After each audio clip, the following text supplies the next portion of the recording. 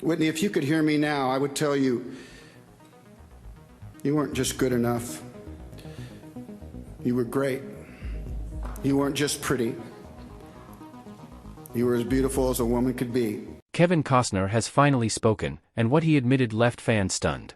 For years, rumors and quiet questions followed him, from his most famous roles to the bonds he kept behind the scenes. Now, in his own words, a truth has come to light that no one saw coming. Was it a hidden love, a private regret, or something deeper that he carried in silence? His confession was unexpected, emotional, and impossible to ignore, raising questions that still linger long after the moment passed. The Bodyguard that almost never happened. When people think about Kevin Costner and Whitney Houston, their minds almost always go back to The Bodyguard. The 1992 romantic thriller became one of the defining films of the decade, pairing a Hollywood leading man with a global music superstar in a love story that transcended expectations. But what most people don't realize is how close the movie came to never being made at all. Its journey to the screen was as turbulent as the romance it portrayed, and at the center of that journey was Kevin Costner, who refused to let it die. The script for The Bodyguard was originally written in the 1970s by Lawrence Kasdan, the same man who would later pen classics like The Big Chill and The Empire Strikes Back. At first, the project wasn't written for Costner or Houston, it was imagined as a vehicle for Diana Ross and Steve McQueen. On paper, the concept was simple but electric, a world-famous singer stalked by an obsessive fan and the stoic bodyguard who protects her, only to fall in love with her. But Hollywood wasn't ready. Studios rejected the script more than 60 times, labeling it unrealistic, too risky, or simply not commercial enough. For more than a decade, The Bodyguard gathered dust. Even as Kevin Costner's career started to rise in the late 1980s, the project was considered cursed. But everything changed in 1990 when Costner released Dances with Wolves. The film not only made him one of the most bankable stars in the world but also showed Hollywood that he had the vision and influence to make things happen. Suddenly, a script that had been ignored for years had a new champion. When Costner decided to move forward with The Bodyguard, it was quite clear in his mind, he wanted Whitney Houston to be his partner. Houston was the strongest name in music at that time, a superstar with an unmatched voice. But she had never acted before, and the idea of putting her under much scrutiny for such a high-profile role was not a sure bet. The executives were concerned about her inexperience. Some even speculated whether audiences would accept a black woman in a leading romantic role opposite a white Hollywood star. To Costner, that cycle of what-ifs was pure nonsense. That evening, he called Kasdan and said, "This girl is perfect, and I'm going to prove it." Convincing her, though, was no easy task. From the start, Whitney wanted nothing to do with it. She was interested in acting, but she feared critics would be merciless and tear her apart before she could even begin to prove herself. She also feared that she just wouldn't be able to cut it. To someone who had conquered the music charts, stepping on a film set felt like a kind of exposure that she was not sure she could survive.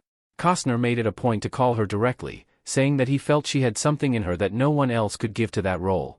He assured her that he would support her, guide her in the process, and protect her from the ridicule she feared. Even then, Whitney needed a little push. She wanted time to think. But the feeling and sincerity in Costner's voice lingered on, and she finally agreed to at least try a screen test. It was a decision that began one of the most iconic pairings in cinema history.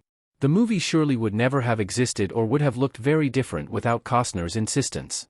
He was no ordinary actor on a project, he was the very force that willed the project into being.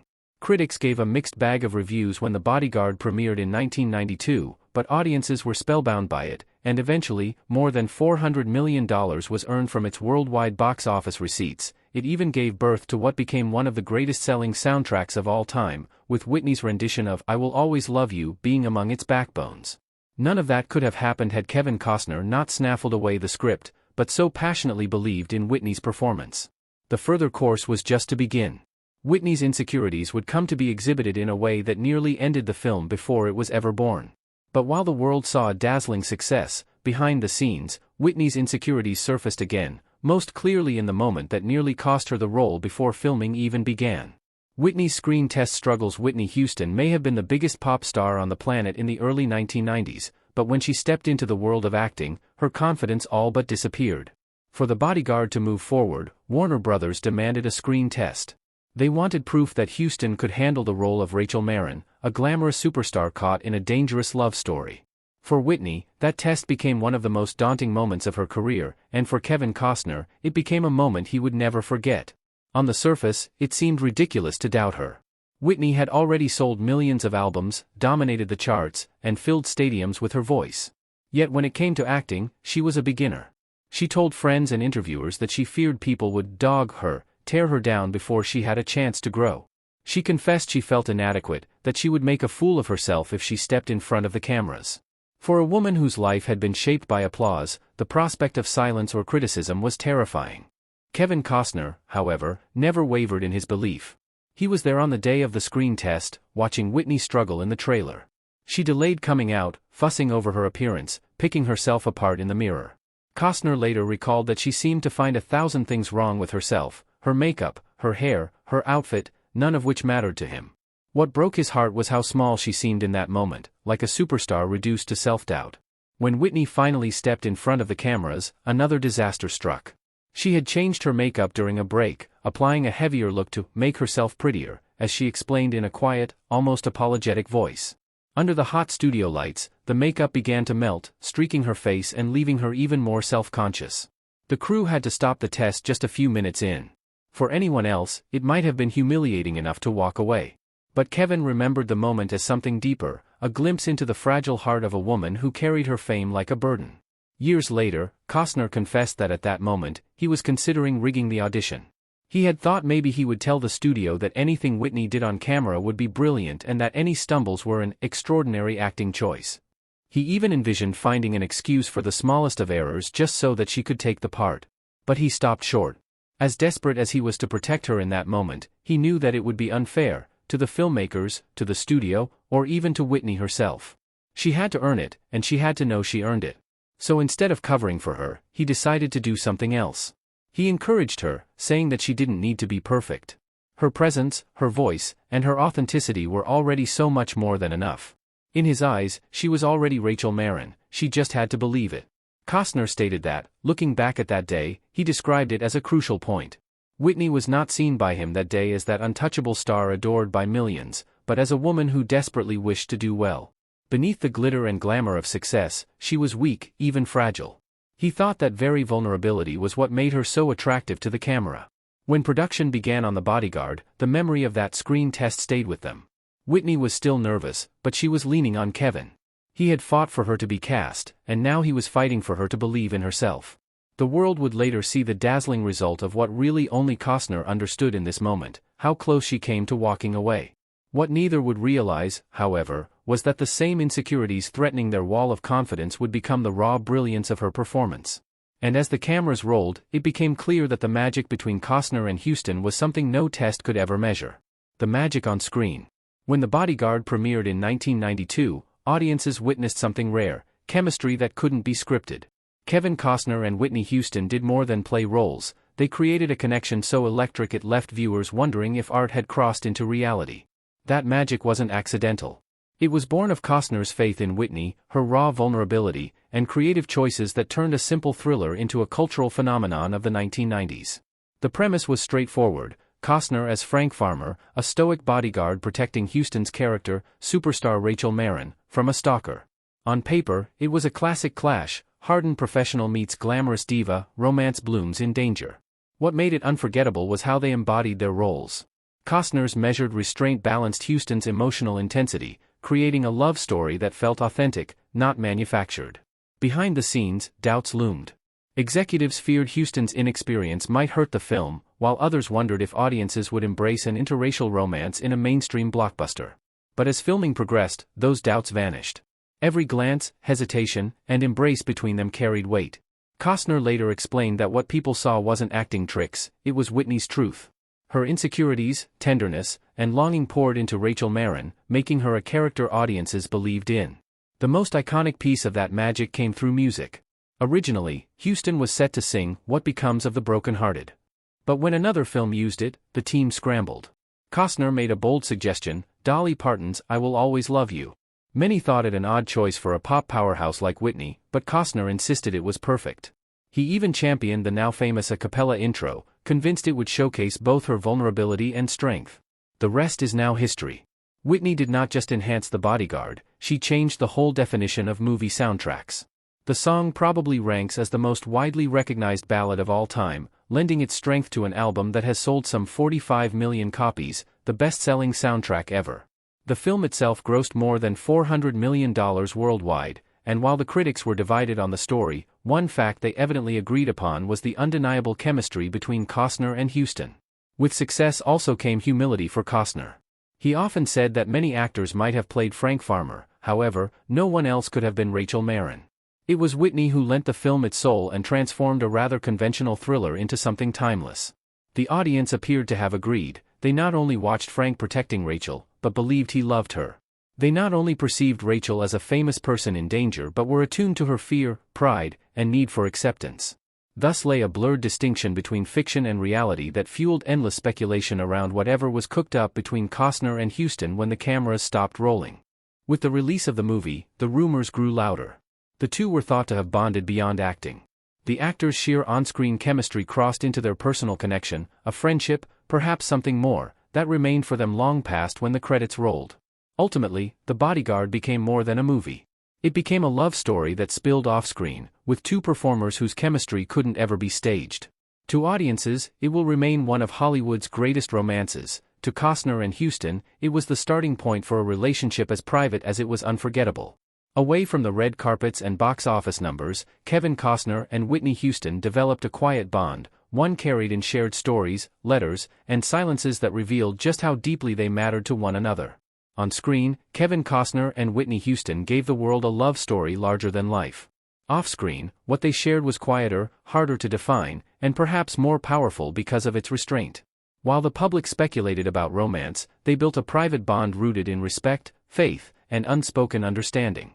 Within that bond were gestures, like letters never answered, that revealed just how deeply Costner cared for her long after The Bodyguard ended. What first connected them was a shared background few knew about. Both were raised in the church. Costner grew up in a Baptist household, often joking about sneaking around during sermons or finding mischief with his brothers. Houston's upbringing at New Hope Baptist Church in Newark was more serious, shaping the voice that would make her a global icon. Yet when the two swapped stories, they found common ground. Whitney laughed at his tales of childhood antics, and together they acknowledged how faith had shaped them both.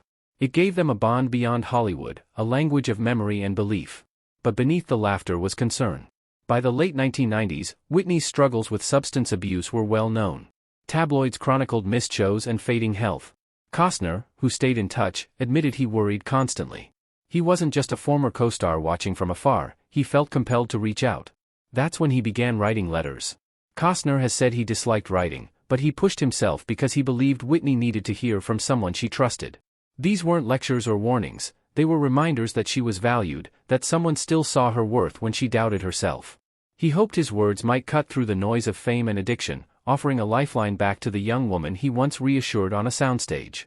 Everything seems to indicate that those letters never reached her. Costner never got a reply. He had no way of knowing whether Whitney read them, ignored them, or saw them at all. That silence tormented him. It must have been devastating for a man who had once told her she was good enough to watch her disintegrate into doubt and self-destruction. The act of writing in itself counted. Costner could have turned his back, as so many others did, and opted for distance instead of engagement. But he kept reaching out. To him, Whitney was more than a co-star or even a friend, she had shared her vulnerability with him. Cherishing that memory meant reaching out for her, even when she remained silent. The nature of their relationship has been speculated upon by fans for an eternity. Were they friends, confidants, something more?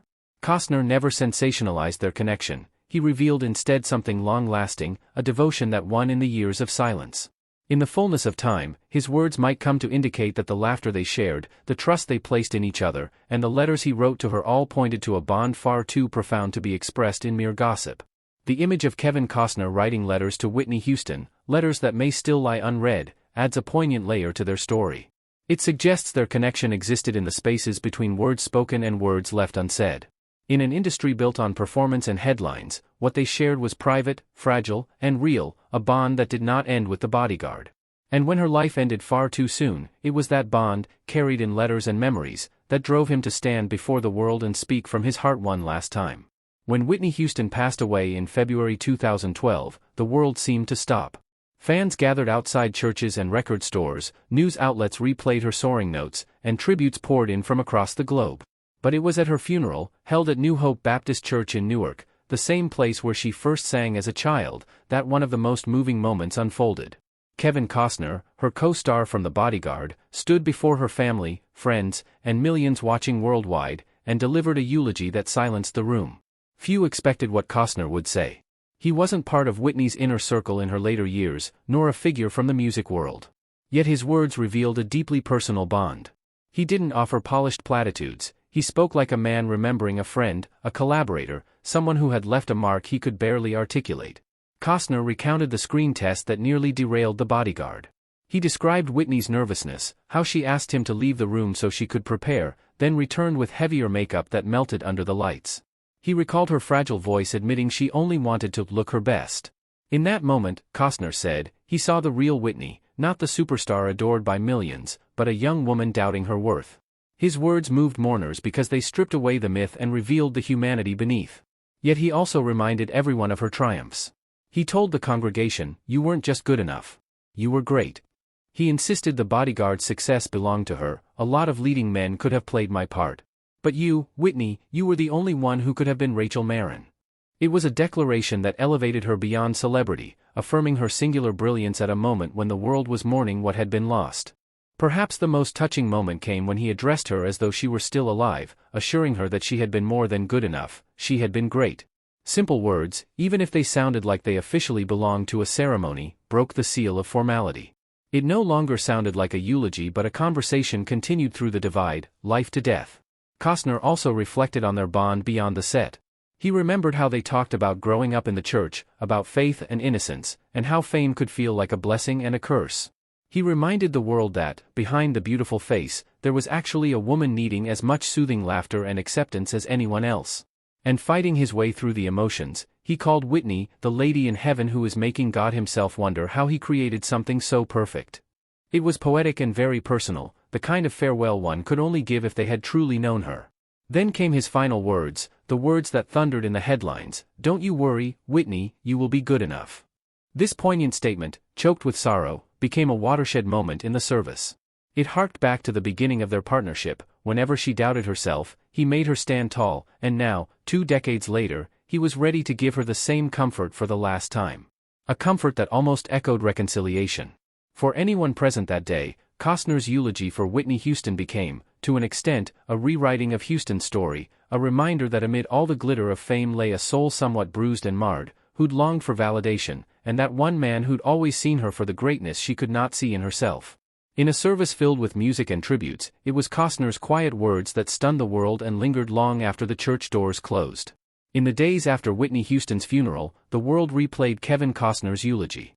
His words were raw, heartfelt, and unguarded. What stunned many was not just the emotion he displayed, but the confession woven into his tribute. Costner, usually private and measured, called Whitney his one true love. That revelation reignited decades of speculation, forcing people to wonder how deep their bond had truly run.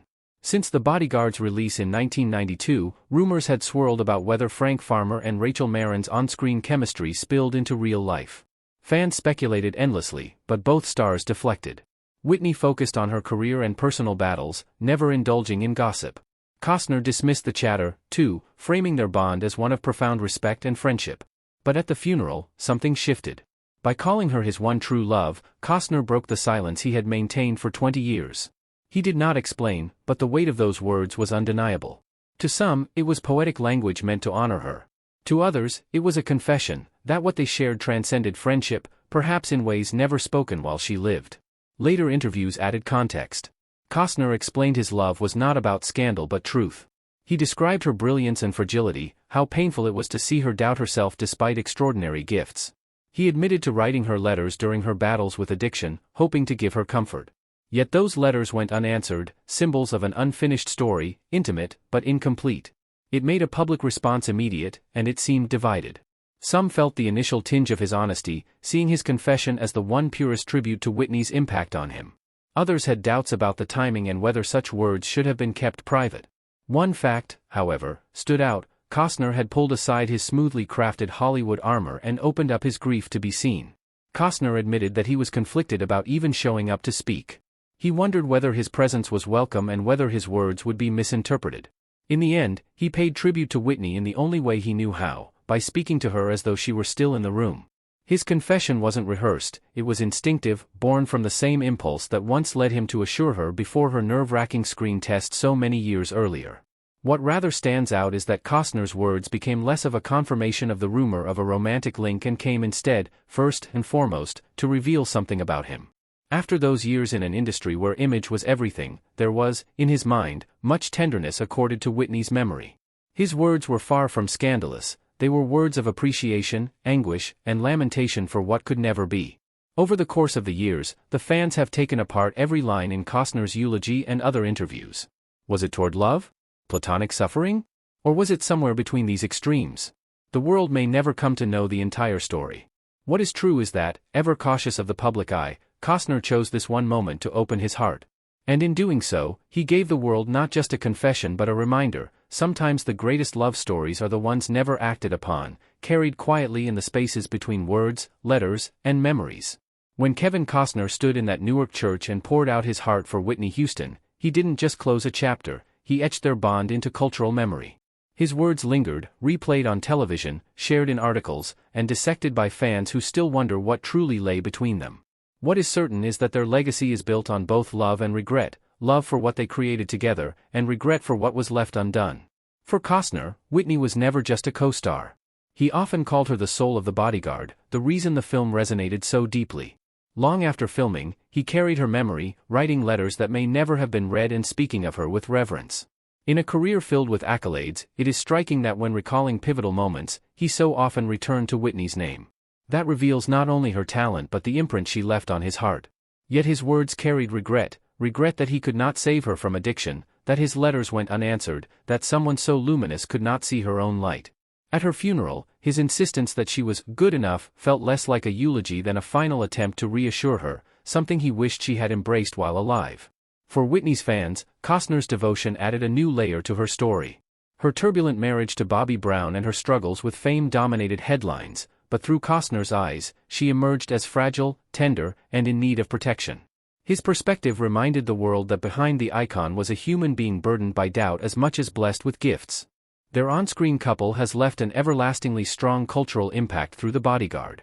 The on-screen romance broke stereotypical restrictions as it proved the fact that love can prevail over color, background, and expectations. And as long as 3 decades have passed, the image of Frank Farmer picking Rachel Marin is one of the clearest visualizations of devotion in a movie. The moment, and the soundtrack that defined an era, are thus intertwined into Whitney's legacy. Yet, the deeper narrative is in what was never articulated, letters unanswered, conversations never had, the future that did not happen. Costner's regret bears that legacy, being a reminder of how human connections can be intimately fleeting, with even the strongest bonds yielding in the presence of distance, pride, or circumstance. Sometimes, it is the most profound relationships that remain unresolved. To the world, Whitney will forever remain her voice, the great ballads, the performances, the songs that will continue to fill living rooms and arenas. For Costner, her legacy was of a different kind: the laugh they shared over church stories, the nervous look she exchanged with him before her screen test, and the trust she placed in him when she doubted herself. Such private moments, unseen by cameras, became the roots of his love for and regret over her. In the end, the tale isn't about a celebrated romance. What it says of the truth is that some people come into our lives and leave marks that can't easily be erased. Whitney Houston was one of those people for actor Kevin Costner. His confessions at her funeral, his regrets at what could have been, and his everlasting admiration will only ensure that their union will transcend gossip columns and exist instead within the quiet memory. And in that quiet, their story continues to speak louder than words ever could. Kevin Costner's words at 69 left us with more questions than answers, but also with a truth that can't be ignored. What do you think about his confession? Share your thoughts in the comments below. And if you enjoyed this video, don't forget to hit like, subscribe to the channel, and ring the bell for more stories like this. Make sure to watch the next video showing on your screen, you won't want to miss it.